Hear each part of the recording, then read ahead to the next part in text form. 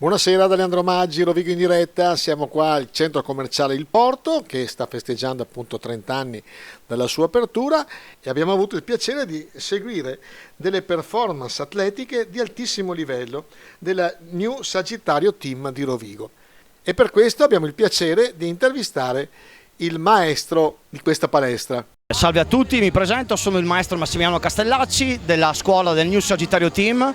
Abbiamo visto una piccolissima esibizione dei miei ragazzi. Questa disciplina è nata da poco ed è un mix di karate e varie discipline marziali con un sottofondo musicale e con l'uso anche delle armi, fra virgolette, armi giapponesi, armi cinesi. In questo caso abbiamo visto il bo, abbiamo visto il nunchaku, abbiamo visto la katana. Ecco, questo è un po' il sunto di tutta l'esibizione di oggi. Voi avete atleti di tutte le età. In quanto tempo si forma un atleta per raggiungere questi risultati che abbiamo visto oggi? Io insegno dai bambini che vanno dai 6 anni fino ad arrivare agli adulti 35-40 anni. Normalmente un bambino in 4-5 anni si arriva ad avere una certa situazione che permette al ragazzino, al bambino, di affrontare le prime gare. 4-5 anni normalmente. Nella vostra palestra annoverate anche dei campioni mondiali di questa disciplina? Sì, ci sono vari campioni del mondo, atleti della nazionale italiana. Tra poco i nostri ragazzi parteciperanno a una gara internazionale che si terrà a Jesolo. Io sono direttore tecnico della nazionale italiana e quindi speriamo bene, ecco, speriamo bene.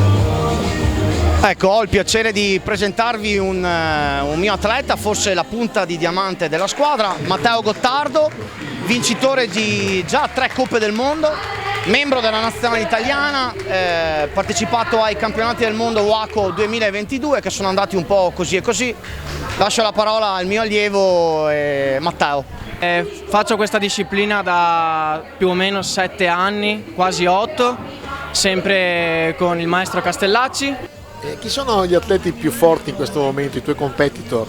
I più forti di questa disciplina sono atleti americani, vengono dall'America, ci sono anche alcuni atleti inglesi che sono abbastanza forti e un atleta russo in particolare, sperando di poterli incontrare presto a qualche gara. Si è riaperta un attimo questa categoria dopo il Covid, si sta riprendendo un po' adesso, quindi speriamo di poterli incontrare presto e perché no, magari batterli e vincere.